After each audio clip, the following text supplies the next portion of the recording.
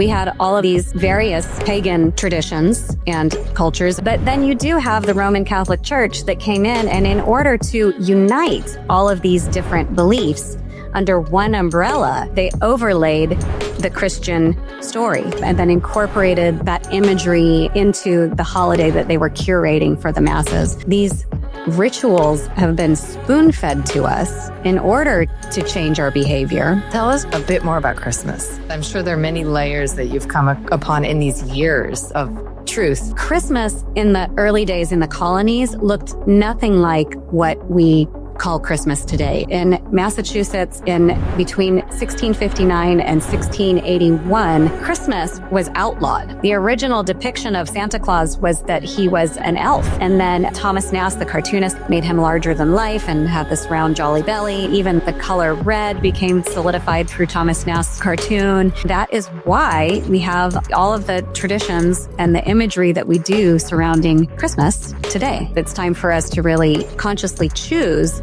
how we want to celebrate these sacred moments. Hi, and welcome back to Reclamation Radio. I am Dr. Kelly Brogan, and today I sit down to bless your holiday season with a conversation with Lara J, who is the creator of the 13 Sacred Nights Oracle deck. I have been, if you've been following me for a while, a big solstice celebrator. Why? Because I was a Christmas rejecter and other commercial holiday rejecter.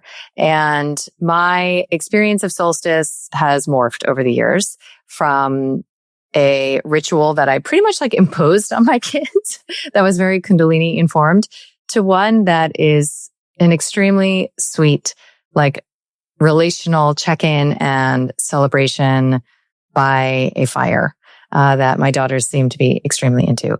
And this deck, which I learned about 3 years ago now, has just grounded the season for me and those nights between Christmas Eve and New Year's in this fun, mysterious, playful ritual that we're going to introduce you to in this conversation. And I want to know about the cards that you pull. So last year, the cards that I pulled, right? Because on the first night you'll learn, which is Christmas Eve or the 24th, the third night after the solstice, an imprint, like a template for your coming so-called calendar year.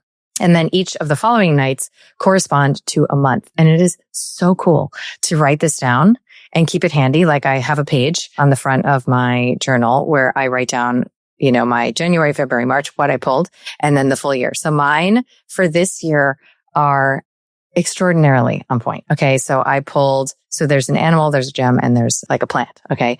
So I pulled the crow, which is all about the power of the word. That's been a huge, huge, huge theme for me this year.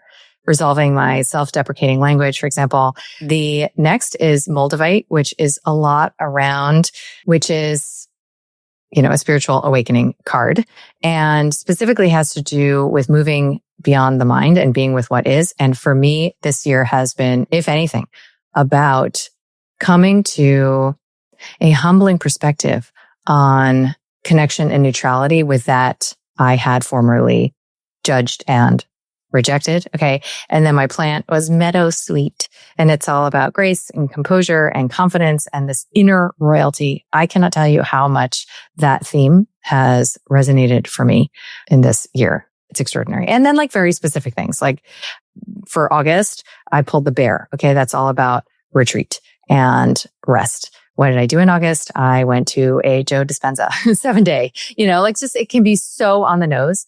And when you track your dreams and experiences, you'll just find that the future is an illusion, right? It's already all here.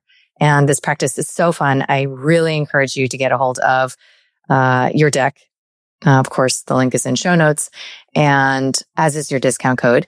So enjoy this and happy holidays. Welcome, Lara, to the show. Thank you, Kelly. I'm so grateful and happy to be here. I have been really looking forward to this conversation because I feel at this moment the most receptive that potentially I've ever been about the subject of holidays and their significance. How do we orient towards them as sovereignty loving folks? And I wanted to give like a little bit of contextual background on how I've handled the holidays before I pass the mic to you to really educate me and everybody listening about the tremendous information that you have curated and collected, and that has ultimately informed the republication of your extraordinary Oracle deck. And I know that you never set out to be like a tarot girl because you have many different lineages that you draw from, and I'd love to unpack that as well. But this deck is the 13 Sacred Knights Oracle deck. And I don't know that I'd ever come on my own podcast to like glaze a deck. I mean, it's not typically on brand for me, but everybody in my personal life owns one of these. Why? Because I have gifted it to them. When I did Audacious Embodiment, the in-person event, every speaker got a deck. That was the primary gift that, I offered them, also because it was November that the event took place. And so they could, prepare for the use of this deck in this very specific window of time at the end of the year. And you have made this like, plug and play for us, how to really merge with the mystical nature of that window of time. And so I'm super excited to deliver this opportunity really to everybody listening, and a really, I would say, awakened context for how we're orienting towards the holidays. So I wanted to explain first, before I hand you the mic, like where I'm coming from, because I bet a lot of the folks listening can relate. So when I began to question things, so at this point, it was about 16 years ago, I did not stop at health and medicine, childbirth, all the things. So I just went down every rabbit hole that was presented to me that goes on to the current day. But I very quickly began to look at the sort of like reflexive rituals and what I would call commercial holidays. So like Thanksgiving and Christmas, and I didn't so much include New Year's in that at that time, but like even Valentine's Day or Easter or 4th of July. And I just said, you know what? Fuck all y'all. I'm not doing any of this. I don't believe in this. And if it's being promulgated by the powers that be, then I'm opting out. Okay. So my daughters were pretty young when I said, I'm not interested in participating in, Christmas, in presents. And my mom's Italian. So we always did like the Christmas Eve shenanigans. And I just said, I'm not participating. And the way that polarity works is that my daughters are extremely passionate about holidays, right? Whether it's Halloween or Christmas, right? They like Thanksgiving, they love holidays, and their dad is very supportive. So it works out. And I spent 8 or 9 years, just like alone on Thanksgiving or with my then partner, or, just apart from like a kind of like hovering outside of whatever was going on. And I was pretty judgy about it, right? Like I was looking in and saying like, oh, all these, you're just like in automaton mode. Like you're not even thinking about what are you even doing? And you're just buying and eating. And like, what is this even about? And then the lies about Native Americans and the history of this country, like just all of it. Like every holiday I had a very judgy thing going on. I wrote this like totally inflammatory blog about how Santa is a pedophile archetype. I mean, like, yeah, I was like on a mission to deconstruct holidays. And then as a single woman, I've had my, like, what is that saying about like eating humble pie or whatever? Like I've had my moments where I'm like, hey guys, can I come over for Thanksgiving? And feel like a bit left out. So all of this time, however, I've been anchored by a solstice.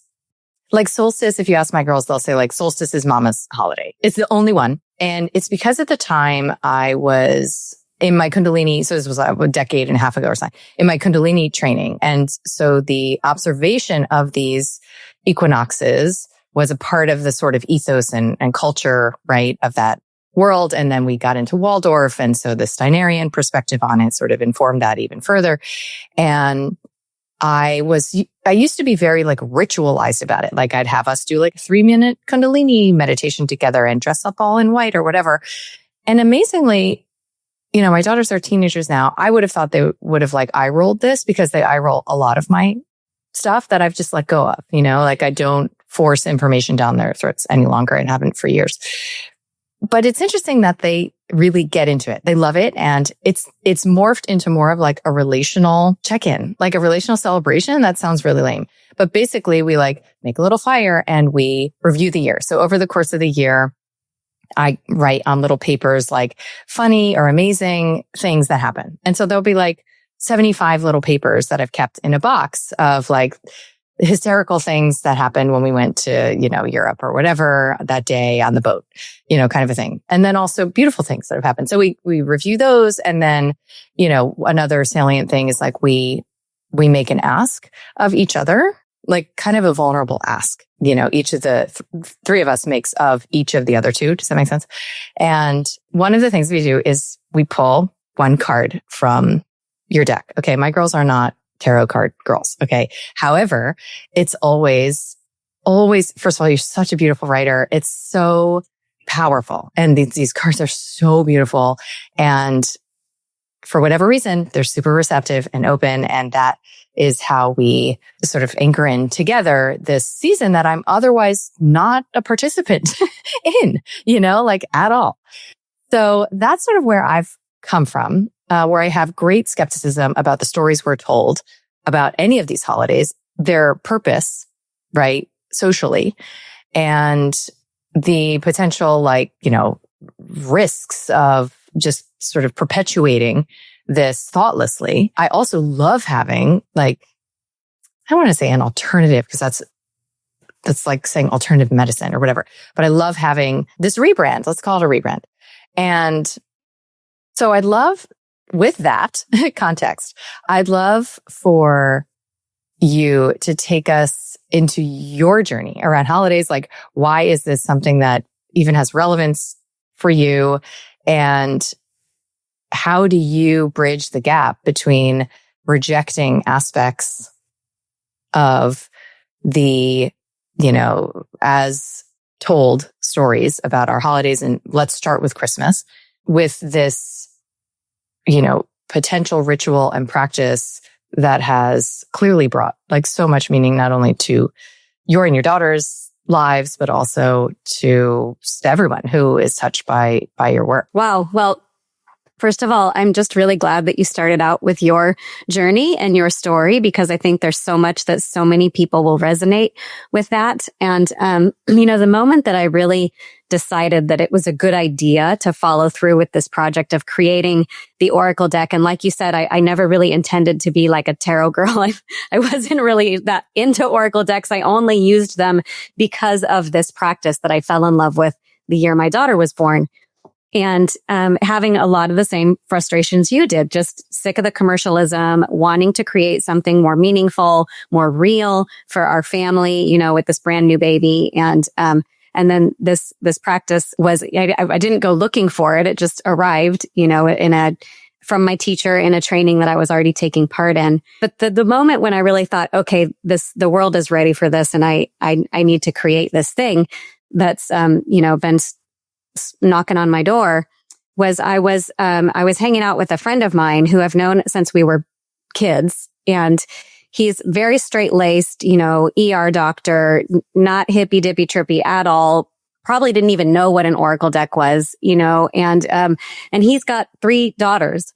And I was telling him and his wife about this project that I was thinking of doing, and he was like so interested and asking all these questions, and saying to his wife, we should do this with the girls. This would be really great, and I'm sitting here going, wow, if this bro friend of mine, is into this, then the world is ready for this. And people are just so sick of the commercialism, and yet maybe don't quite know how to celebrate this season. They're perhaps traumatized by, religion in their youth and adolescence and upbringing, and don't really want to go back to that, but kind of don't know how to market. And yet intuitively, we all feel that this is a special time. It's a sacred time, right? And so that was sort of the turning point for me when I decided to go ahead and really follow through in creating the Oracle deck. Then, the diving into the history and where our holidays came from and all of that really came later, mostly with the creation of the new elevated edition with my publishers. They were curious about the history and they said, what do you think about including a history section? And I thought, wow, well, I've been doing this practice for, I think it was 15 years at the time. And I don't actually really know where it came from. I just love it. It changed my life for the better in so many ways, not only my holiday season, giving me something deeper to anchor into, but honestly, it really shifted the way that I moved through my entire life, more aware of and awake to this conversation that we're always in with the divine, whether we recognize it or not. So I took on the assignment and dove into the history of Christmas, really, and the winter solstice. And I was really surprised with what I uncovered there.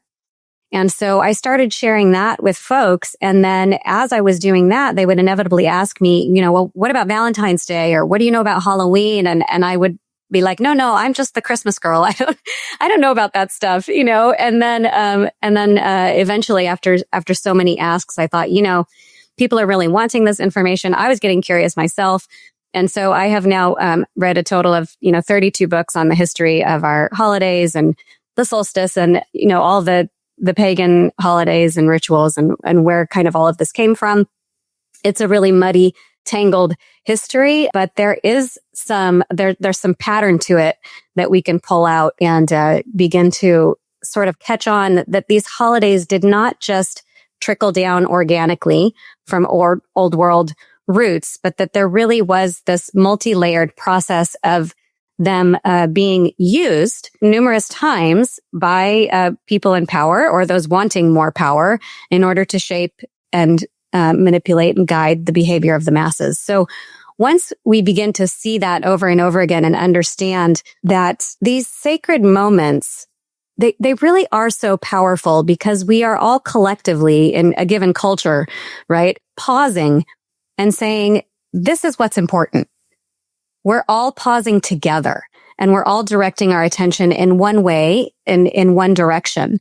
And so, not only is that powerful because I personally believe that human consciousness is divinely creative, but it's also powerful because we're informing the upcoming generations. This is what's most important about being human, right? And so they're learning how to be a part of this culture. And right now, I would say that we are teaching the future generations that shopping sugar and alcohol are what is most important, right? These are our sacred moments. And this is what we focus on. And this is what's most important about being human. So yeah, I'll pause there and let you respond. I would love to pick your brain. And I imagine it's like a weekend workshop to go over each and every holidays, potentially nefarious origins.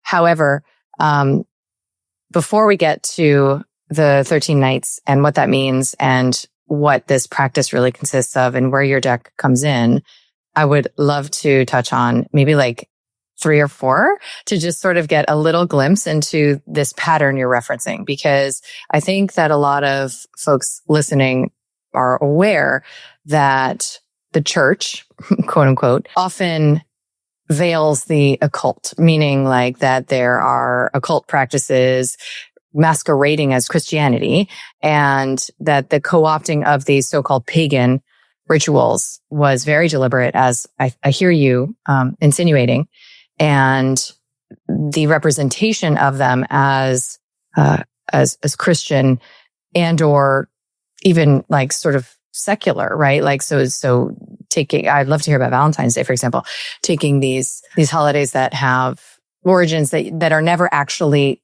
overtly revealed, right? Like nobody, if you went around and polled people like, where actually does Valentine's Day come from? Like, oh, Saint Valentine, like it's like some parroted, superficial, probably nonsense. So I'd love to start with Christmas, and whatever other ones were like, wow, that's interesting in your journey to discover sort of what a brief summary of the truer story seems to be. Yeah. So the pattern that I mentioned and that, you referenced is really, it's kind of like a 4-layer cake is the way I describe it. And so originally we had all of these various pagan traditions and cultures and religions, and pagan just meaning not part of the mainstream chosen religion, right? And so that's already a tangled mess in and of itself, because they're already sharing with each other, influencing each other, conquering each other, trading with each other, and so some of these traditions are already really mixed up in their origins, right? So it's not like all of these, pagan holidays like popped up already complete in one culture. And that's where we got X, Y, or Z from, so it's already complex. But then you do have the Roman Catholic Church that came in, and in order to unite all of these different beliefs under one umbrella, they overlaid the Christian story, right? And the Christian themes and meaning. And so that's the sort of first two layers, right? As you have the original pagan religions that for the most part their traditions came from observing nature and being more in tune with nature and the rhythm of the seasons and the stars and the behavior of the sun and the moon and just being cultures that were much more closely living much more closely with nature. So a lot of the original traditions, they are born from aligning and celebrating the equinoxes, the solstices, the cross-quarter days, like that. So because of that, a lot of the themes tend to be the same. In the spring, we have rebirth,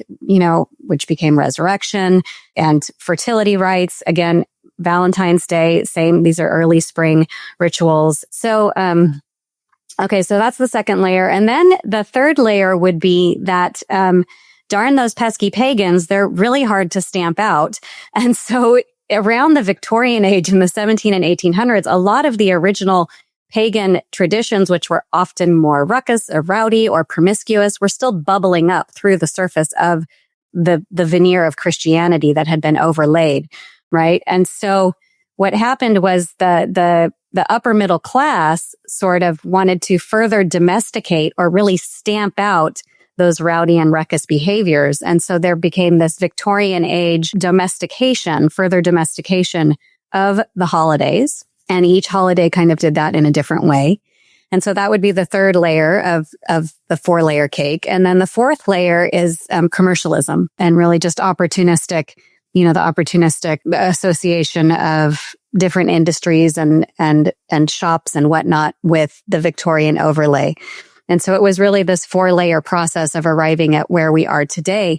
And I love what you mentioned, that, you're watching all these people kind of sleepwalk through these traditions.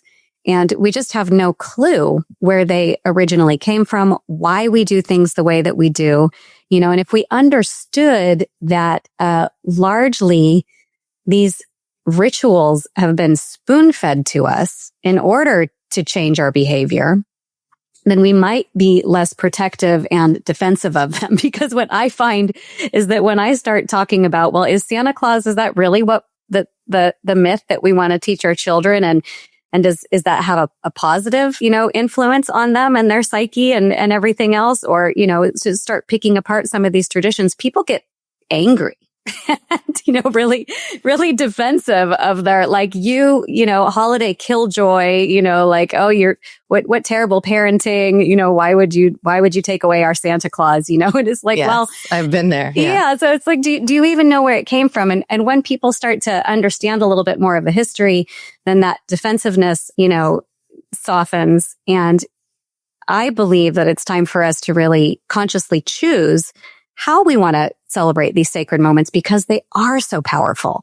So, that's kind of where I'm at. So it sounds like you've come to the conclusion that there's a lot of zodiacal coding around the even astrological transits and markers throughout the year in what we are calling holidays, right? So you mentioned the resurrection, the spring equinox, and I'm sure you've encountered the perspective that the Gregorian calendar is designed to kind of throw us off these cycles. So we have 12 instead of 13 moon cycles that, September is actually the 7th month. October is the 8th month. It's built in to the actual linguistics. And so do you think that there's whether it's intentional or whatever, I always assume everything's intentional, but, is it sort of throwing us off the path of our relationship to the natural world? Is that a part of what maybe one of the consequences, intended or otherwise, of these commercialized holidays? 100%. I think it's just everything's become so materialistic, so commercial. And that was one of the great gifts of stepping into the 13 Sacred Nights practice, was beginning to just pay attention, because you're doing this ritual and just, in a sneaky way, not because I suddenly decided I was going to sit down and pay attention to the rhythm of the seasons, but it's inherent within the practice. So it begins to just help us notice that the seasons are passing, and notice how our inner world is in fact reflected in nature, or vice versa, And so I'll often say that the 13 Sacred Nights practice is the co-creative process amplified by aligning ourselves with nature. We're planting our dream seeds in the fertile soil of the darkness, or what I call the womb of winter. They're sprouting in the spring. In the summertime, we are living the dream that we planted in the darkness back in the peak of winter. So everything is fully expanded, in full bloom. And then there's this richness in the fall where we're harvesting the fruits of our labor, reflecting on the year gone by, maybe deciding what you want to throw on the compost pile, what you want to keep for another cycle of seasons before diving back in. So we really begin to just step back into relationship with nature, which we're so removed from. And it doesn't have to be, some profound, you're not studying the lunar cycles or the stars or anything. It's just little ways that we can begin to pay attention and step back into relationship there. I believe that movement is medicine. And even though I prioritize exercise and dance, I'm definitely not walking 5 miles a day barefoot to get the micro impact that my biology is expecting. Unlike vibration plates, though, Juvent's micro impact platform is an expertly calibrated and personalized technology with data behind their claims around enhancing athletic performance, musculoskeletal support, and a host of benefits related to lymphatics and fascia. When you invest in one of these for your family, you can put it in the living room and hop on it for 10 to 20 minutes a day, knowing that you're supporting your longevity and youthful body in ways that are actually proven. So it's juvent.com/Kelly Brogan. The code is Kelly300 to get $300 off at checkout, and your future body will thank you. If you don't completely love it after 6 weeks, you can return it for a full refund, no questions asked. Enjoy. Tell us, before we move on, a bit more about Christmas and where you're at, because I'm sure there are many layers that you've come upon in these years of truth, when it comes to Christmas. Christmas was my favorite researching. There's a book called The Battle for Christmas by Stefan Nissenbaum that was one of the most revealing books for me. And he really details how Christmas in the early days in the colonies looked nothing like what we call Christmas today. And in fact, in Massachusetts, in between 1659 and 1681, Christmas, what we call Christmas, was outlawed. And you would receive a 5-shilling fine if you were caught celebrating Christmas. So that doesn't make any sense to us today, because why would you get, fined for gathering with your family and giving presents to your children? It's like, what? But Christmas in the colonies in the early days looked more like Saturnalia, which was the ancient Roman festival of midwinter that was a festival of misrule and complete societal inversion. So it was really like a society-wide release valve where slaves were served by slave owners and children ruled the household, and a fool was crowned king. There was cross-dressing, there was public promiscuity, there was gambling, debauchery, gorging, just complete upheaval. It was more like carnival, really, very carnivalesque. And so those were the traditions that were bubbling up in the colonies in the early days. And then alongside the Puritans, right, who were just not having it. And of course, it was their belief that Christ was not born on the 25th or Christmas Day in the first place. And they were more, Easter was their was their more important holiday. So they just weren't having all of this Christmas, shenanigans. And then basically what happened was in the 1800s, the elites or the upper class were also pulling away from these traditions. So in the old world, the whole society willingly participated.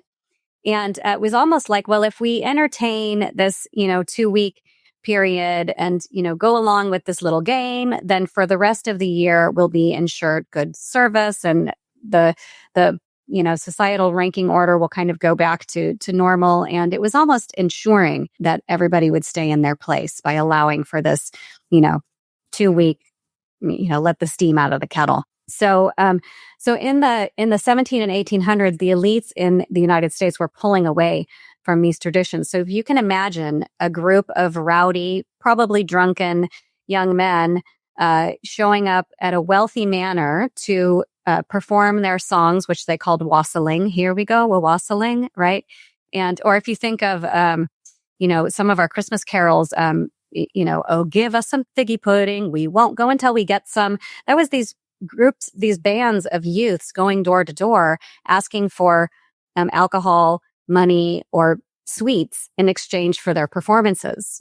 Wassailing and or mumming, which was putting on plays, these sort of ridiculous plays that they would put on, and then expect gifts in return. So it was a mingling of the upper classes with the lower classes, right? And again, the elites are pulling away from this. So they started closing their doors and saying, no, we're not going to give you any of our cider that we have in the cellar or whatever it was.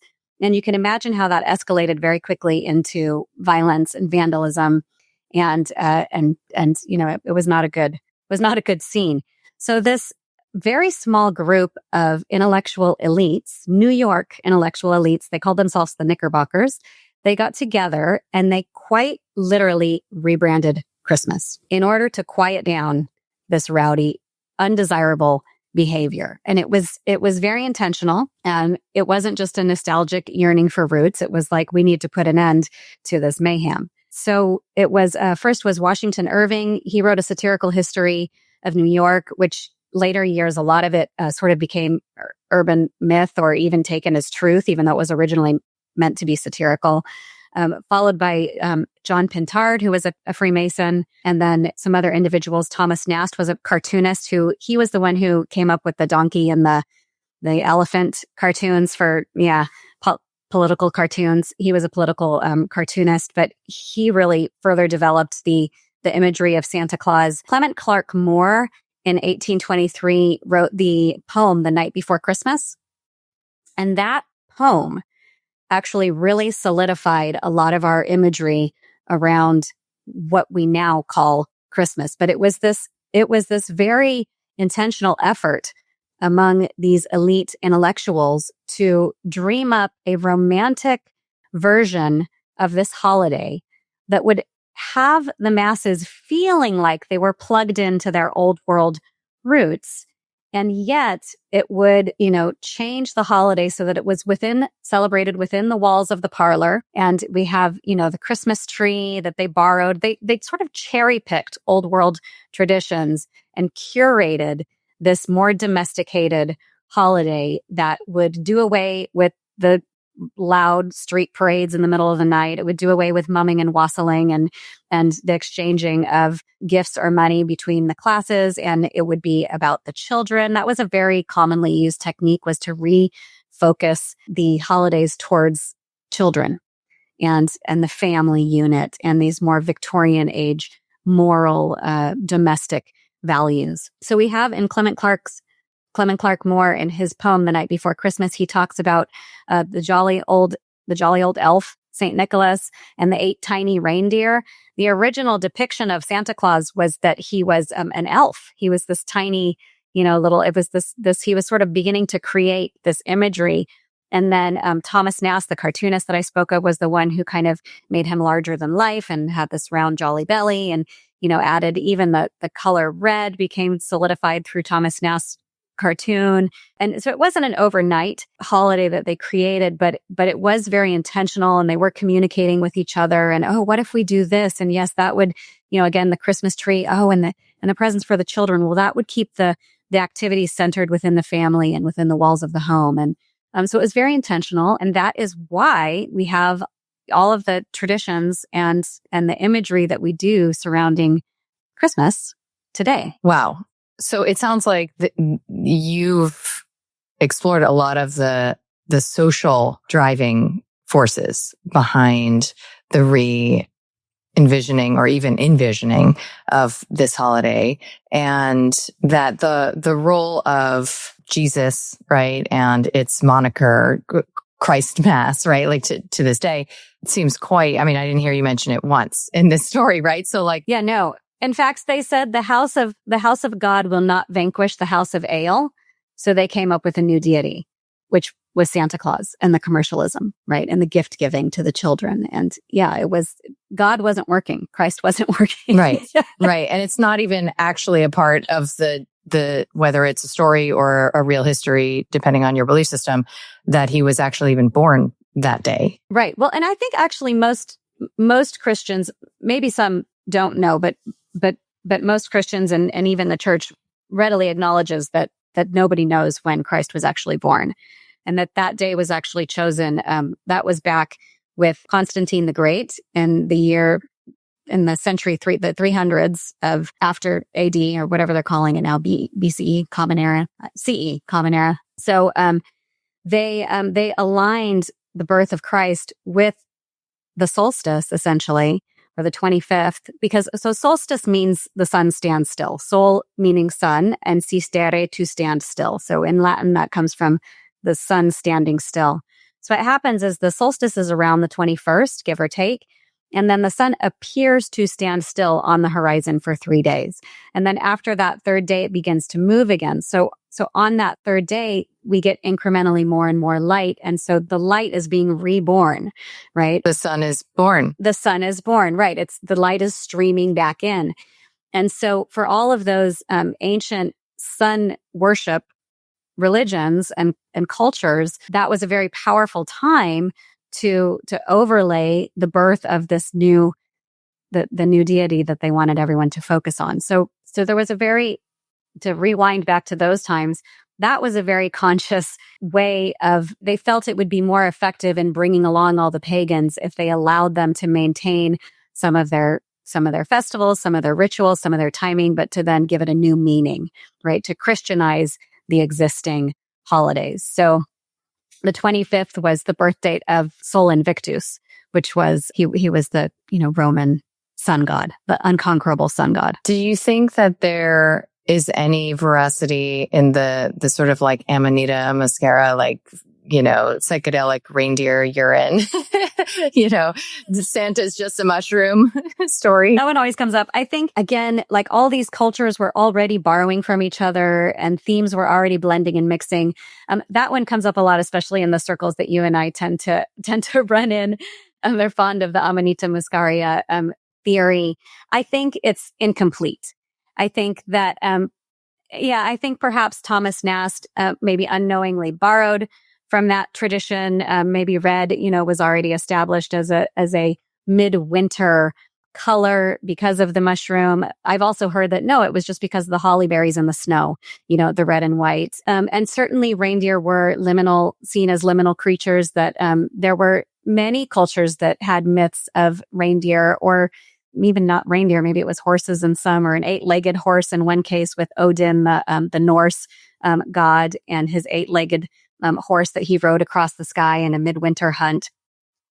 So again, you have to remember these intellectuals in the 1800s, they cherry picked. So they drew from existing traditions and then incorporated that imagery and into the holiday that they were curating for the masses. So is the Amanita muscaria mushroom in there somewhere? Perhaps. Certainly the reindeer, and these Siberian cultures where reindeer were so crucial to their survival and were seen as sacred animals. But I think it's an oversimplification that the story that you and I both have heard, that the red and white of Santa Claus is from the mushroom, and the stockings hanging by the fire is the mushrooms hanging over the fire, and the shaman climbing up and down the tent pole to bring gifts from to the family from the universe or source or God or spirit, or it's an oversimplification, but it's in there. It's certainly part of the imagery that they were drawing from. And what about the way that Waldorf represents, I remember from my Waldorf days with the girls, like there's a character, like is it Krampus or something? There's a character, right, that is like bringing of this certain vibe. Yeah. So there's La Perchta. She was even worse than the Krampus. He was, he was said to, I think, bring gifts for the good kids and then maybe even like steal children that were bad and maybe drag them to the underworld. Really, they were really terrifying. Yeah. La Perchta was even worse. She was called the belly slitter. And if you were a bad child, she would like slit your belly and take all of your intestines and your insides out. And I mean, so there's some really brutal. It's nice to have some punitive energy to deliver. Yeah, there's some really brutal myths that were around. And so, Santa Claus knows when you are sleeping. He knows when you're awake. He knows if you've been bad or good. So they drew from those traditions as well. As part of their new holiday that they were offering. Amazing. Fabricated version of this holiday. Amazing. So in the sort of decentering of this holiday, you have fallen in love with, it sounds like, a new experience of the whole season. And that these 13 nights, I want you to explain what the 13 nights mean to you and sort of more generally.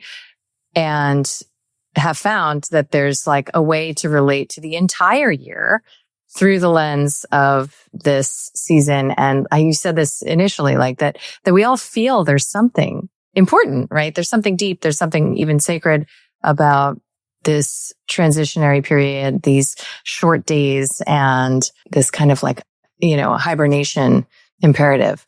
So yeah, tell us about the Holy Nights as,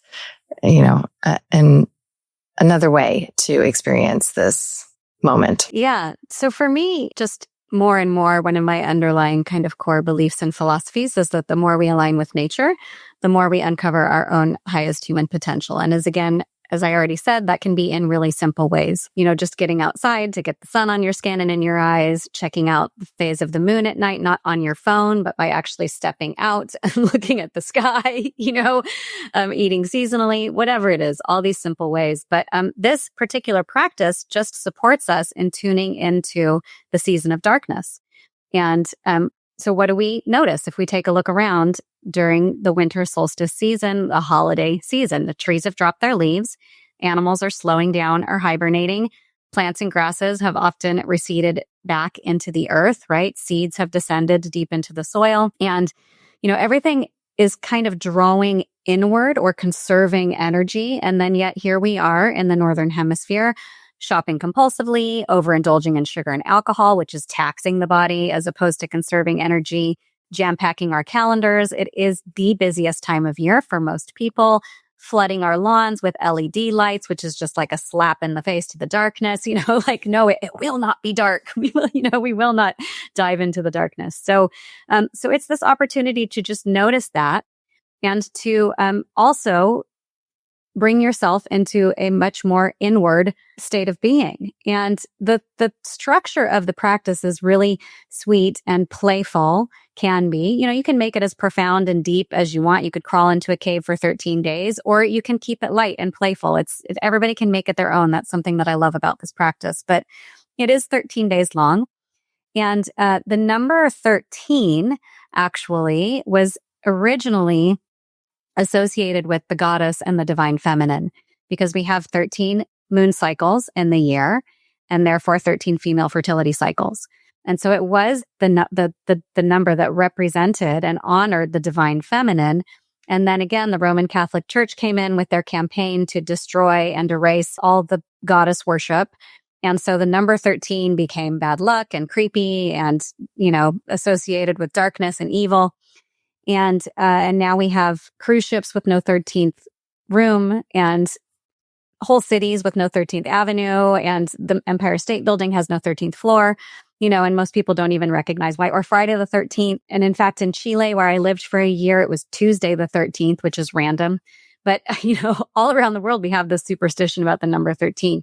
So originally a practice like this, and this is a modern take on this ancient nature-based wisdom and worship, right? So originally a practice like this would have been done with the 13 moons. And yet most of us live by a 12-month calendar. And so it's been reimagined to make sense for us and to make it work. So each of the 13 days corresponds to a month in the coming year, with the exception of the first day or 24-hour cycle, which is a reflection of the entire cycle to come. So the way that I think about it is as above, so below, as without, so within. Again, that light is beginning to stream back in, right? On the first day of the practice is the day when the sun begins to move again on that third day after the solstice. And it's as if we're catching the tip of the fractal that's going to continue to unfold throughout the remainder of the year. So we are doing two things. The first thing we're doing is receiving. We are receiving download. We're capturing that first bit of the fractal. And so what does that look like? It just looks like simply paying attention. So getting present, being mindful, noticing what's going on in the external world all around you, all the random things that are happening, as well as what's happening internally, your thoughts, your emotions, and everything else. And you're writing that all down in a journal, in addition to drawing an oracle card each night. So, some people just draw the oracle cards. That's enough. Some people get really into the journaling. Again, you can make it your own. And if you have children, they're not going to be journaling when they're younger. It's just kind of fun to look at the cards and to maybe, you're not even reading them probably the whole explanation because as you know, they're kind of long and deep. And so maybe you're just pulling out a sentence or two that, or summarizing for your child, something that they can connect with, For a few years now, I've been using a flower remedy set by Lotus Way called Sacred Awareness. I use the mist on my face, the oil as a perfume. It smells so good. And the elixir in my matcha. You may have heard me speaking about how I've been maturing my inner caretaker, rescuer, and savior, and really seeing the shadow in my desire to change the world and be the perfect holistic mama. With the support of this remedy set, I've seen deep changes and liberation from controlling, anxious, martyry energy inside of me and permission to be a different kind of activist.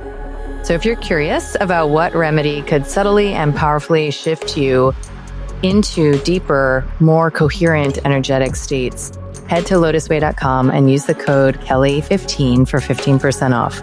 The link is in show notes for you. And there's 3 different types of cards because there's nothing worse. Because I come from, I was a hardcore atheist scientism practitioner for many, many years. And there's no bigger eye roll that I have than when, I see these like cards, that my friends have or whatever. And it'll be like, today is the day that you find the full expansion of yourself and you let go of what no longer serves you. Like there's no tropes. It's extremely deep. And so there's 3 categories, right? So there's, I don't know if you would count gems, flora, like plants, and animals. Oh my gosh, the animals are so amazing. Yeah. So in that first night, you draw one of each, right? And those are sort of your themes to think about as you make it go through the year, the cycle of seasons, winter, spring, summer, fall. And then each of the following nights, you're just drawing one card that gives you kind of further insight. It helps you almost reset every month. Every month as I go through the year, I sort of take a look at the month that's gone by. Was there any synchronicity there? What lined up? And then I take a look. Okay, now I'm working with rabbit. All right. Okay, what's this theme all about? And it just helps you get a little bit more conscious about what's going on in your life. So that's the receive bit, is the oracle cards, the journaling, the getting present, right? And the second piece, because it's co-creation, is planting your dream seeds. What do you want for the coming cycle? And rather than just writing down your New Year's list of resolutions, this practice is like resolutions on steroids because you're actually doing those things during this 13-day window. So if you want to, whatever it is, cook more, meditate more, hula hoop more, it doesn't matter. You're making sure that you do those activities during the 13 nights. If you want a certain person in your life, make sure you reach out to them, whether it's a text or an email or a phone call, or you're actually making space to hang out, So you are giving a real physical imprint to this 13-day window of time that I swear after this will be my 17th year practicing, it just gets swept right into your future like it's riding on a riptide of energy in a way that makes you laugh out loud, goosebump inducing. It just blows your mind year after year, the synchronicities that tumble out of your journal or the way the cards that you drew line up with your life and help you your dreams, so many prophetic dreams, so it's wild. It's really wild. It helps you concretize and build your faith in the unseen world of energy and spirit, or whatever, whether that's God or source or the quantum field, however you think of that something greater. It's just, there's the synchronicities year after year. You cannot deny that there's some greater magic and order going on here, and that we have the opportunity to consciously step into that dance and to consciously co-create. And it gets more magical and more delightful every year. So amazing. This would be my third year practicing with your deck, and I have it all written out on one page of the front of, I'm not a big journaler, to be honest. But I do it this way very succinctly, right? Like, so each month, right? Because just in case people didn't hear it quite clearly. So each day that you're pulling a card corresponds with a month in the following quote unquote calendar year, right?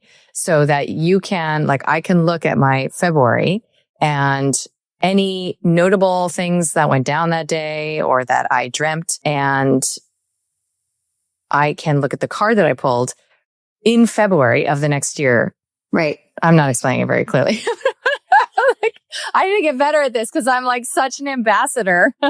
So for instance, there was one year where, so fast forward, I've done the Holy Nights back during the winter solstice season, and fast forward to July, I'm at the grocery store and I get a call from a really good friend, and he lives in North Carolina. I lived in Colorado at the time. And he says, I'm coming from Wyoming. I'm right on my way to DIA. Are you and your family around? Can we get together for dinner?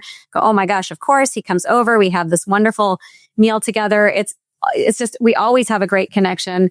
And then he left and went on his way to the airport.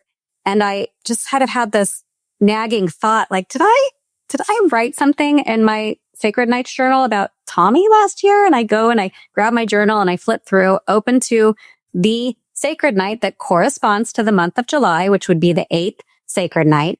And there in my journal, I'd had a dream that night. And I wrote down these exact words: a surprise visit from Tommy, so much kindness and connection there. And wow. I mean, what do you do with that? So that's one of those faith building moments where I just go, okay, there's a greater magic here. There's something deeper going on. And at the very least, this practice, like I said, builds and concretizes your faith in the unseen.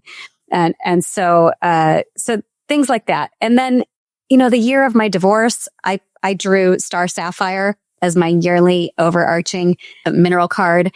And that's all about relationship heating up in either a positive or negative way, depending on how you channel it, and the nature of reflection within our relationships and how what we're seeing in somebody else is always reflecting back to us some part of our inner being, and wow, if that wasn't a very timely and powerful dose of medicine, the year that I'm getting divorced. So, like I said, the magic just deepens every year and continues to bring you back to a place of wonder. And it's probably important to mention that there isn't any nocibic hexing, potential. You know what? I was very aware of that when I wrote the book. I really intentionally did not want to nocebo anyone.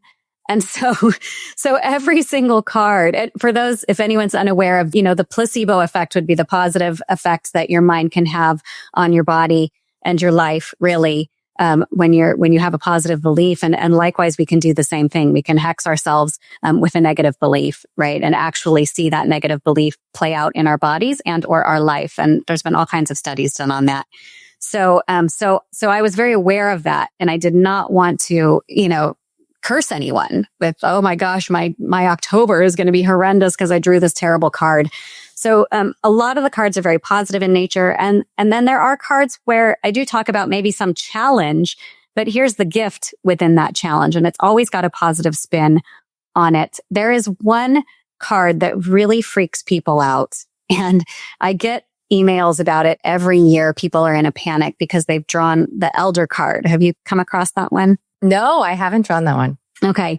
Well, again, it was so unintentional on my part. And so I did shift I added to and shifted the language a little bit in the new edition because it was not my intention to freak people out. And yet it's really ironic that that was the response because the whole card is about the crone and the full cycle of life and the fact that, you know, from the moment we're born, the only thing that we know for certain is that we're going to die.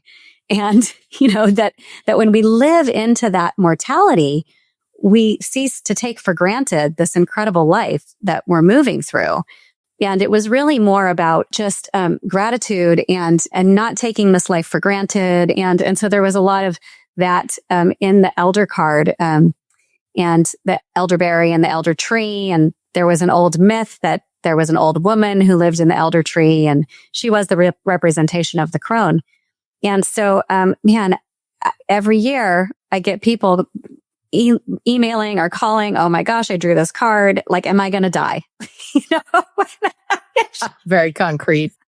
Yeah. And so my response is always like, you know, well, nobody has died yet because I always ask them to please call me after the month is over and let me know how it went. And inevitably they've all said, you know, it was incredible. I realized that this part or this season of my life was ending and there was a rebirth that was happening or I just, you know, it was so, enlivening to live in that way where you're, you know, living into your mortality, recognizing your mortality and just being grateful for this one incredible individual and unique life that we are living. So amazing. So I shifted it a little bit. I know most people listening understand, you know, what I refer to as the maybe principle, which is that like seemingly good things come from bad and seemingly bad things can come from good, right? Like that uncertainty and the lightness of the grip on our attachment, you know, to whatever we imagine is going to give us that coveted feeling.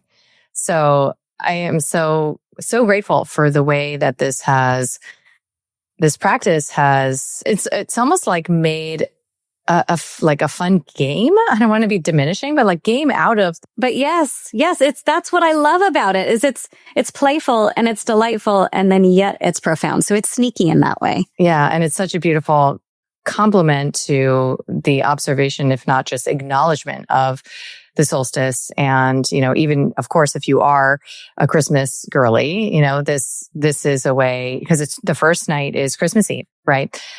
This is a way to really bring a dimensionality to the ensuing nights that otherwise I think for a lot of people who are in the commercial swirl, I imagine probably, I mean, I remember even when I was like younger, there's like a letdown feeling. And then you're just like waiting for New Year's Eve and that like weird dead zone. It's like, it's the Christmas hangover because this season was originally in a lot of cultures, it was like a 2-week period or a 13-day period, somewhere in and around that, or even a month long in some cultures. So I call that the Christmas hangover. Yeah. So let's not participate in that. And we are airing. Oh, can I really quickly add that it doesn't have to be either or, you know, like you can still maintain your current traditions. And in fact, like we still do the Christmas tree. My daughter loves our ornament collection that, you know, a lot of it passed down from my grandmother. If you have traditions that are nourishing to you and do fill you up, by all means, continue, right? And you can add this in and it will just add another layer of depth and meaning for you. Yeah. Totally. We are airing this so that folks have time to get the deck in order to observe this season. Of course, if you're listening to this at any other time in the year, you own it and then you bring it out and you could bring it out, as you said, every month, right? So you can revisit the card that you pulled representing the month that you're about to start. Let's say you're going to check on that card March 1st, you go in and you reread it. So there's like touchstones throughout the year, but you bring it out primarily in this season. And I believe you offer kind of live support for the experience also, right? Yes. I did not originally. I was a little resistant to that because I was like, I wrote the book. Like, you know, go do the damn thing. Like, what more do you want from me? I know. More. I finally said yes. And so I do guide an online group. And this year is the first year where we'll do the 13 nights together. We gather live, I think 4 times during the sacred nights. And I have pre-recorded videos. It's a combination of the sacred nights and also Qigong practice, which is my world. So I do incorporate some of the Qigong. So if you're not interested in that, it might not be for you. And then we are going to meet up once a month at the beginning on the first of each month throughout the remainder of the year. It'll be a whole year-long 13 sacred nights guided experience. Yeah. And, we've talked about your deck this entire conversation, but you are a neurogenic Qigong practitioner. And that is, like you said, it's your world. It's your very specific offering. And that's like a whole other dimension of what you bring in terms of consciousness and awareness around body, mind, spirit connection. And so what a beautiful thing to weave together, these two worlds. So that is an amazing offering. I am very excited about it myself. Yeah, thank you. So we will make sure that everybody has all the links to know where to reach you and access you, and certainly get a hold of the deck, which is just like a must try once, and then you'll be hooked.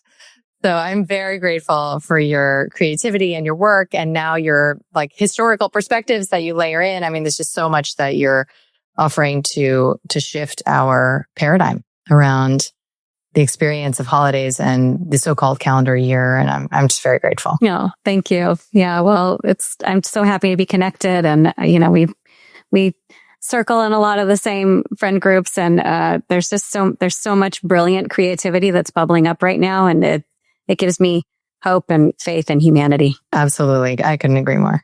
Amazing. Thanks, Lara.